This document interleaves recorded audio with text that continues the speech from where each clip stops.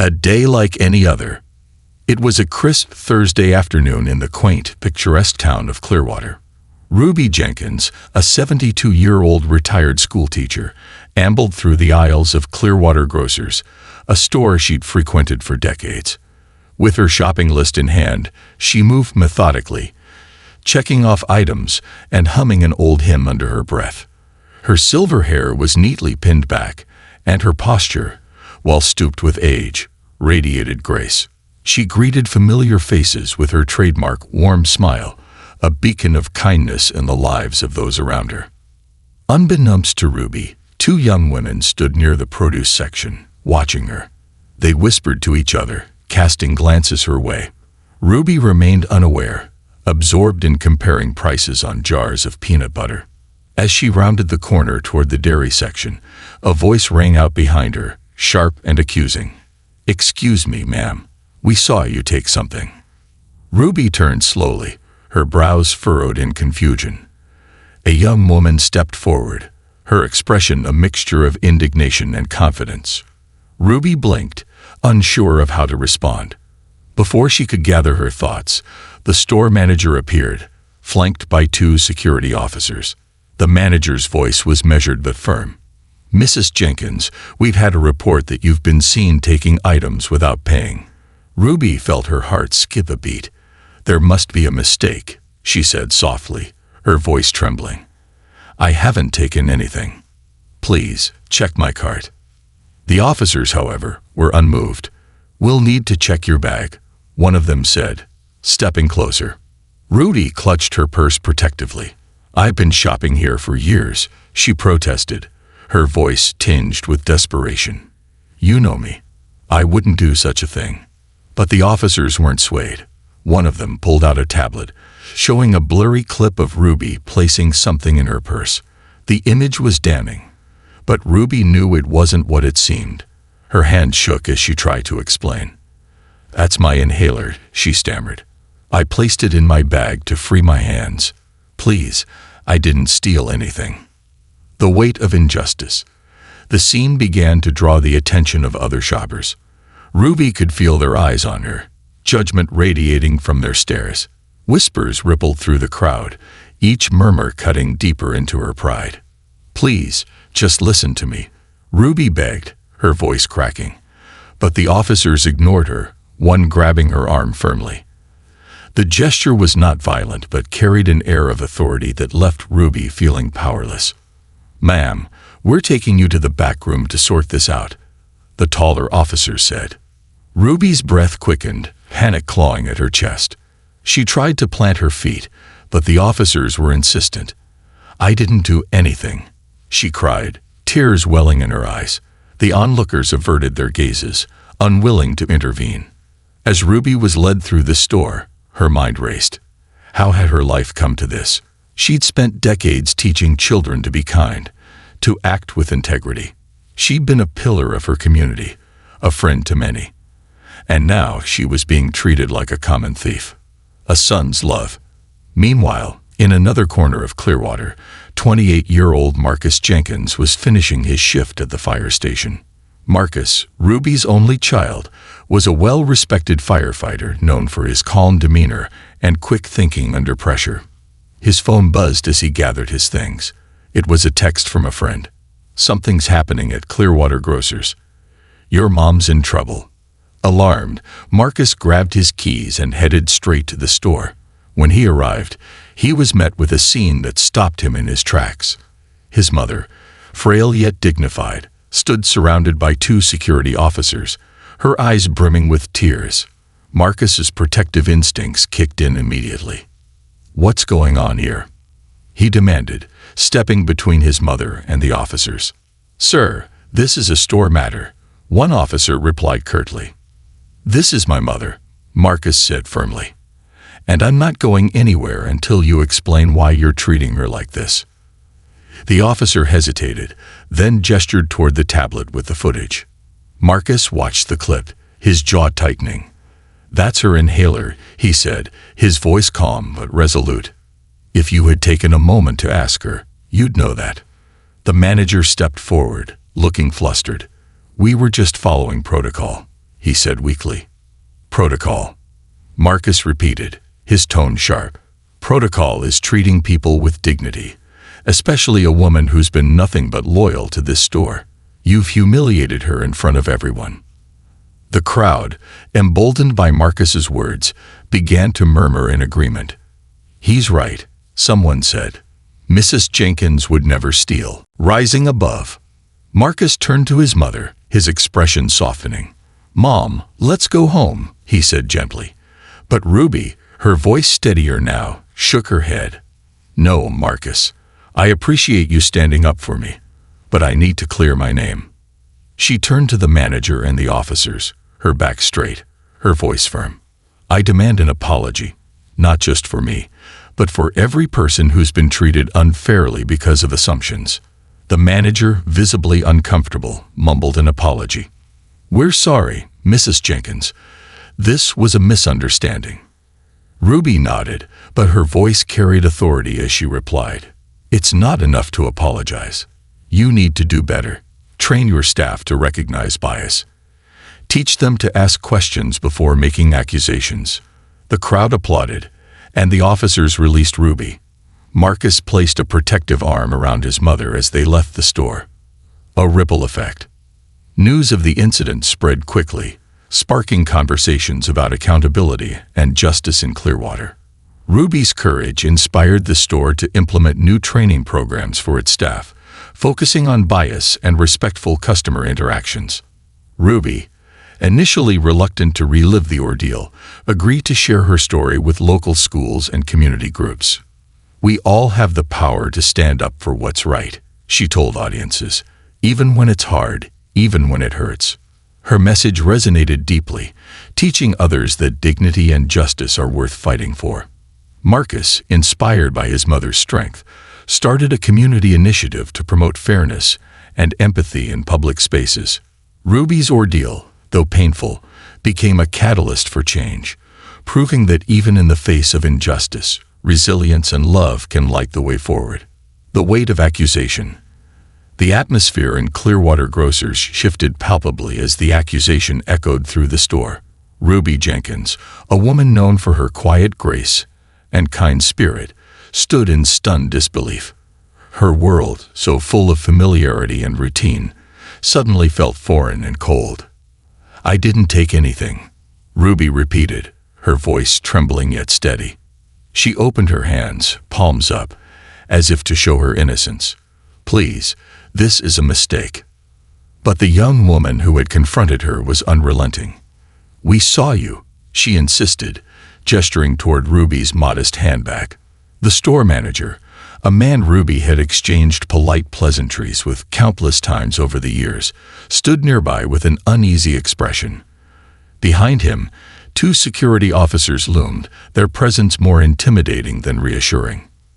Ma'am, let's step to the side and sort this out, one officer said, his tone flat and devoid of warmth. Ruby hesitated, clutching her shopping list as if it could anchor her to reality. Please, she said softly. I've been coming here for decades. I've always been honest. You know me. She looked imploringly at the manager, but his eyes darted away. The weight of the situation pressed down on her, heavy and unrelenting. We have surveillance footage, the taller officer said, pulling out a sleek tablet. He tapped the screen a few times before holding it up. The grainy video showed Ruby standing near a shelf, placing an item into her bag. The officer's face was expressionless as he turned the tablet toward her. Ruby squinted at the footage, her breath catching in her throat. That's my inhaler, she explained, her voice tight with urgency. I placed it there to free my hands while I looked for something on the shelf. The officers exchanged glances, their expressions unchanged. One of them stepped forward, his hand outstretched. We'll need to see your bag, Mom. Ruby instinctively hugged her handbag closer to her chest. The gesture wasn't one of defiance, but of instinctive self-protection. The humiliation of the moment was unbearable. Strangers were watching, whispering, their eyes filled with curiosity or judgment. Ruby felt as though she were shrinking under their gaze. Why won't anyone listen to me? She murmured, her voice barely audible. The officer nearest to her reached for the bag, his movement brisk and impersonal. Ruby's heart raced. She felt trapped, as though the walls of the store were closing in on her. "Please," she said again, louder this time, desperation coloring her tone. "I haven't done anything wrong." But her words fell on deaf ears. The second officer spoke into his radio, requesting backup. Ruby's legs felt weak, and she stumbled slightly, catching herself on a nearby shelf. The store manager stepped back, as if the mere proximity to Ruby might somehow implicate him in the unfolding chaos. The onlookers, people who had shared friendly nods and smiles with Ruby on countless shopping trips, now stood frozen, their expressions unreadable. Some appeared uncomfortable, their gazes flickering between Ruby and the officers. Others openly gawked, their faces betraying curiosity tinged with disdain. Why won't anyone speak up? Ruby thought, the question echoing in her mind like a plea to the universe. Her hand shook as she tried to steady herself, her dignity unraveling with every passing second. As the officers moved closer, Ruby realized that the gravity of the moment extended beyond her. This wasn't just about the misunderstanding at hand. It was about something deeper, something systemic. It was about the way people like her, older, vulnerable, and often overlooked, were treated when the benefit of the doubt was withheld. Ruby straightened her back as best she could, summoning every ounce of strength she had left. "I will go with you to clear this up," she said, her voice firmer now. "But you will not treat me like a criminal." The officers hesitated, momentarily taken aback by her composure. But they quickly resumed their task, one officer placing a firm hand on her arm. The gesture, though not forceful, felt invasive. Ruby winced, her breath hitching as the reality of her situation sank in. She was being escorted through the store, past the prying eyes of strangers, toward an uncertain outcome. The walk to the back office felt interminable. The cheerful music playing over the store's speakers seemed jarringly out of place, a cruel contrast to the turmoil Ruby was experiencing. The fluorescent lights overhead cast harsh, unflattering shadows, making the moment feel even colder. As Ruby was led away, she caught sight of a young mother holding her child. Their eyes met briefly, and Ruby saw a flicker of empathy in the woman's gaze. But before Ruby could say anything, the mother turned away, her focus shifting to her toddler. How did it come to this? Ruby thought, her heart heavy. She had lived a life guided by principles of honesty and respect. She had raised her son, Marcus, to value kindness and integrity. And yet here she was, being treated as though those values meant nothing. With every step she took, Ruby resolved to hold her head high. The situation might have stolen her peace, but it would not take her dignity. A son's resolve. While Ruby was being escorted through the store's sterile back corridors, a different scene unfolded across town. Marcus Jenkins, Ruby's 28-year-old son, was wrapping up his shift at the Clearwater Fire Department. The day had been uneventful, a routine of safety checks and drills, leaving Marcus looking forward to a quiet evening at home with his mother. As he gathered his gear, his phone buzzed on the counter. He glanced at the screen and froze. The message was from a childhood friend who worked at Clearwater Grocers. "Marcus, something's happening at the store. Your mom's in trouble. Get here now." Marcus's stomach dropped. Ruby, trouble. The two words didn't belong in the same sentence. His mother was the kindest, most law-abiding person he knew. Without hesitation, Marcus grabbed his keys and bolted out the door. The drive to the store felt agonizingly slow, even though he barely obeyed the speed limit. His mind raced with possibilities, each one worse than the last. By the time he pulled into the parking lot, his jaw was clenched and his chest felt tight with anxiety. Inside, the store buzzed with hushed conversations. Shoppers whispered among themselves, their faces a mixture of confusion and curiosity. Marcus scanned the crowd, his firefighter instincts kicking in, assessing the situation with sharp focus. Then he spotted her. Ruby stood near the back of the store, flanked by two security officers. Her normally composed demeanor was visibly shaken, and her shoulders drooped under the weight of humiliation. Marcus's heart twisted at the sight. His mother, who had faced life's challenges with quiet strength, now looked small and vulnerable. Without hesitation, Marcus strode toward her, his tall frame cutting through the crowd. "Mom," he called out, his voice steady but laced with concern. Ruby turned at the sound of his voice, her eyes widening with relief. "Marcus," she whispered, tears threatening to spill over. Marcus placed a reassuring hand on her shoulder before turning his attention to the officers. His dark brown eyes, usually warm and approachable, now burned with intensity. "What's going on here?" he asked, his voice calm but firm. The taller officer stepped forward. "Sir, this is a private matter. Please stand back." Marcus didn't budge. "That's my mother you're talking about," he said, his tone sharpening. "And from what I can see, this private matter looks more like public humiliation." The officer exchanged a glance with his partner before pulling out the tablet. "We have surveillance footage suggesting she took something without paying." Marcus leaned in to look at the screen. The video played on a loop, showing Ruby slipping an item into her bag. Marcus studied the footage carefully before straightening up. "That's her inhaler," he said matter-of-factly. "She carries it everywhere. If you had asked her, instead of assuming, you'd know that." The officer shifted uncomfortably. "We were following protocol," he mumbled, his confidence wavering under Marcus's scrutiny. "Protocol," Marcus repeated, his voice rising slightly. "Your protocol involves dragging the 72-year-old woman through the store without even giving her a chance to explain herself. Is that how you treat all your customers, or just the ones who look like her?"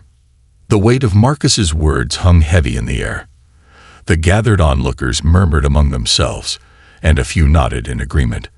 The store manager, who had been lingering at the edge of the scene, stepped forward nervously. "Mr. Jenkins, I assure you, this was just a misunderstanding," the manager stammered. Marcus turned to him, his expression unreadable. "A misunderstanding?" he asked, his voice measured but biting. "My mother's integrity has been questioned in front of everyone here. Do you think an apology is enough to erase that?" Ruby, who had been silent, gently placed a hand on Marcus's arm. "Marcus, it's okay," she said softly, her voice steadying. "Let's just go home." But Marcus shook his head. "No, Mom, this isn't okay. You deserve better than this. Everyone does." He turned back to the manager and the officers. "You owe her a proper apology," he said firmly. "Not just to save face, but because what you did was wrong. You judged her without evidence. You embarrassed her. And you made her feel powerless. That's not just bad customer service. That's a failure of basic human decency." The crowd murmured louder now, emboldened by Marcus's words. A woman near the front of the group spoke up. "He's right. Mrs. Jenkins is one of the kindest people in this town. She doesn't deserve this." The manager, his face flushed, finally nodded. "You're absolutely right, Mr. Jenkins," he said, his voice contrite. He turned to Ruby. "Mrs. Jenkins, on behalf of Clearwater Grocers, I'm deeply sorry for how this was handled. We will review our procedures to ensure this doesn't happen again." Ruby studied him for a moment before nodding. "Thank you," she said quietly. "But words mean little without action. I hope you mean what you say." The officers stepped back, releasing Ruby from their proximity. Marcus wrapped a protective arm around his mother and began guiding her toward the exit. As they walked away, the crowd parted, many offering Ruby supportive smiles or murmuring apologies of their own.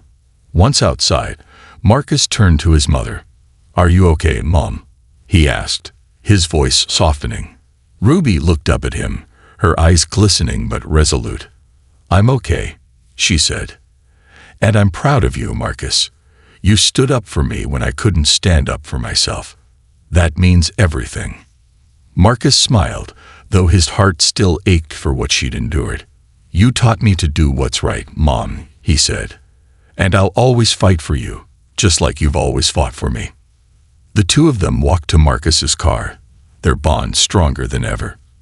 Though the day had been painful, it served as a reminder of the power of love, resilience, and the courage to demand justice, turning pain into power. The drive home was quiet, but the air between Ruby and Marcus crackled with unspoken thoughts. Ruby stared out the window, the familiar streets of Clearwater blurring into a haze. Her mind churned with emotions: humiliation, anger, sadness, and a simmering determination she hadn't felt in years. Marcus, gripping the steering wheel tightly, kept glancing at his mother. He wanted to say something, to console her, but he knew Ruby well enough to recognize that she was processing. She wasn't just thinking about herself.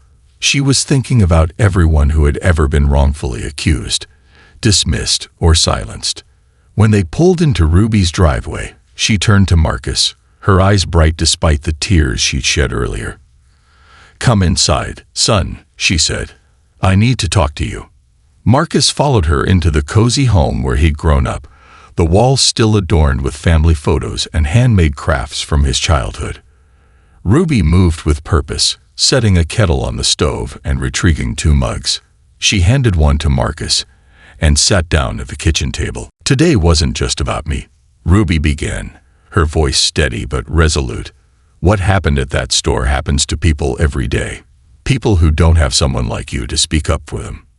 Marcus nodded, his jaw tightening at the memory. "It's not right, Mom. What they did to you was wrong on so many levels." Ruby reached for his hand, her grip firm. "Then let's do something about it," she said. "I don't want to be another story people forget. I want to make sure this never happens to anyone else." Marcus leaned forward, his firefighter instincts to protect and serve blending seamlessly with his love for his mother. "What are you thinking?" Ruby took a deep breath. "We need to make them accountable, not just that store, but every place where people are unfairly judged. We can start right here in Clearwater. Awareness, training, and real change." Marcus's mind began to race with ideas. "We could organize community discussions," he suggested. "Bring people together to share their experiences and educate businesses on how to handle situations like this without prejudice." Ruby's eyes lit up. "And we can work with local schools too," she added. "Teach young people about empathy and respect. It starts with education." The more they talked, the clearer their vision became. By the time Marcus left that night, Ruby had a list of ideas scribbled on a notepad, her energy renewed. She refused to let the injustice she'd faced define her. Instead, she would use it as fuel to spark meaningful change. The ripple effect. Over the next few weeks, Ruby and Marcus threw themselves into their mission.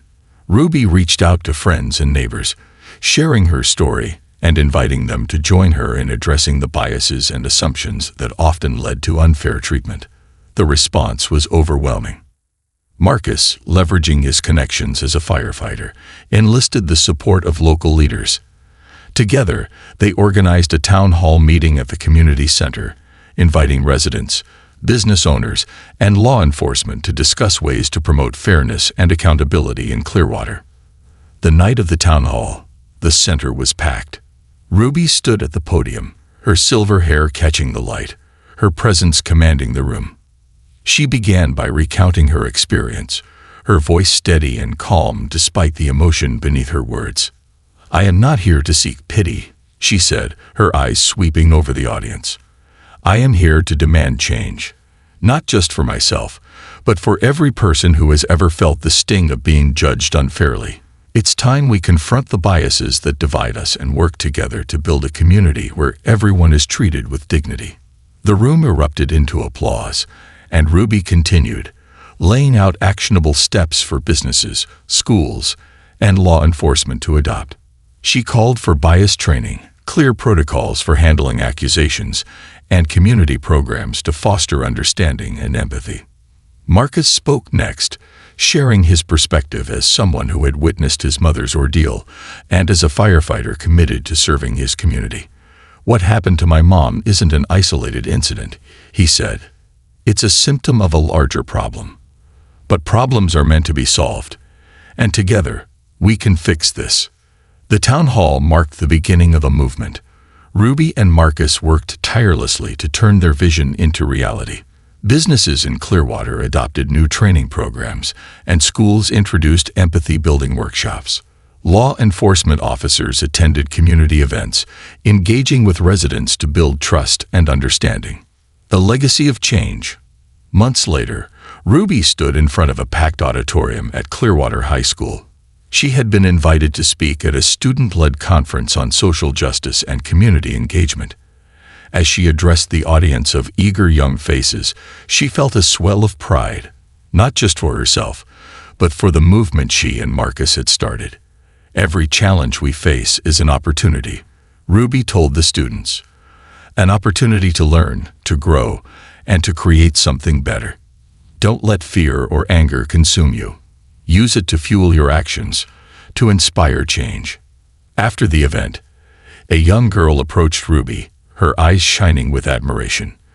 "Mrs. Jenkins," she said shyly, "your story made me realize I can stand up for others too.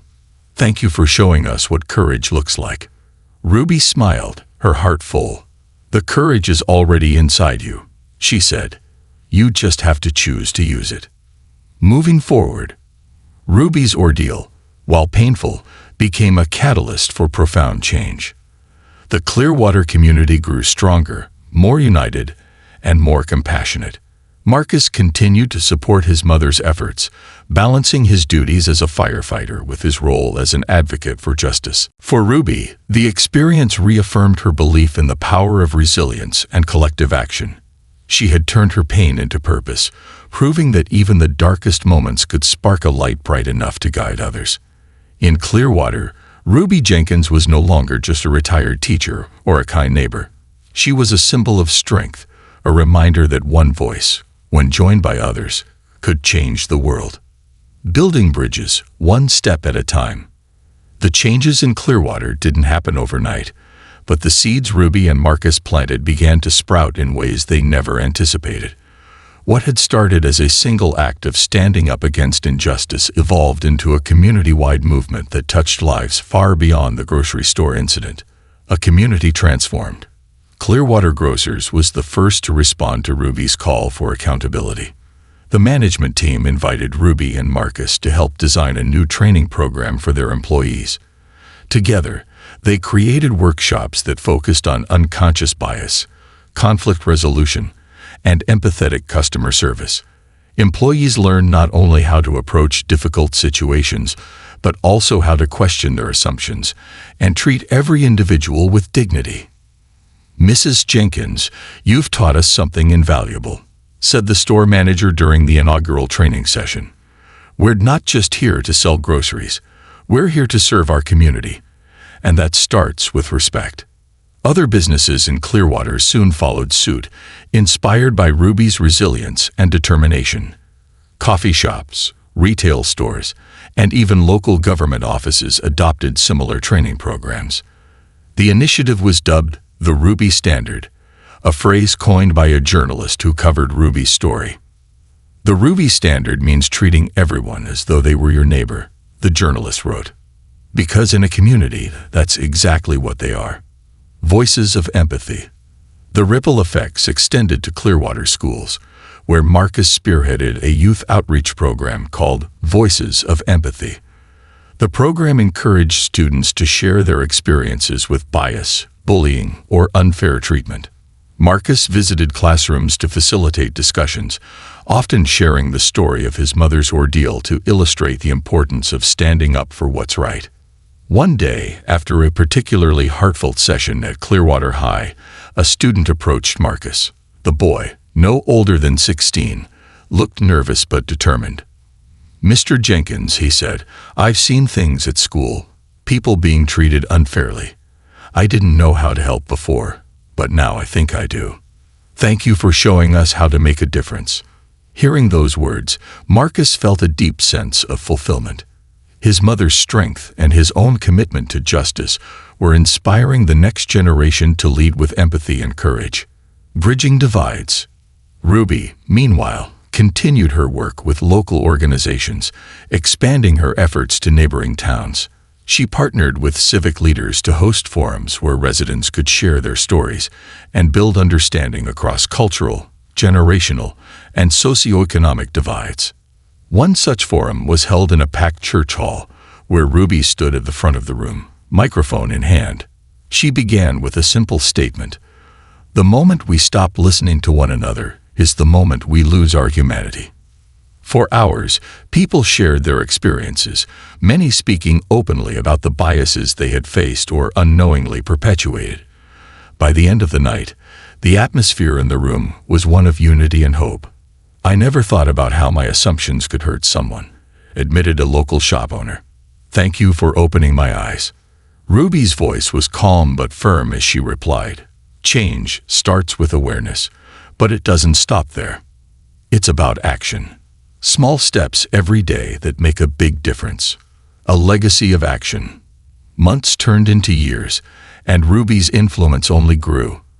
Her story was featured in local newspapers, radio segments, and even a short documentary produced by a regional filmmaker.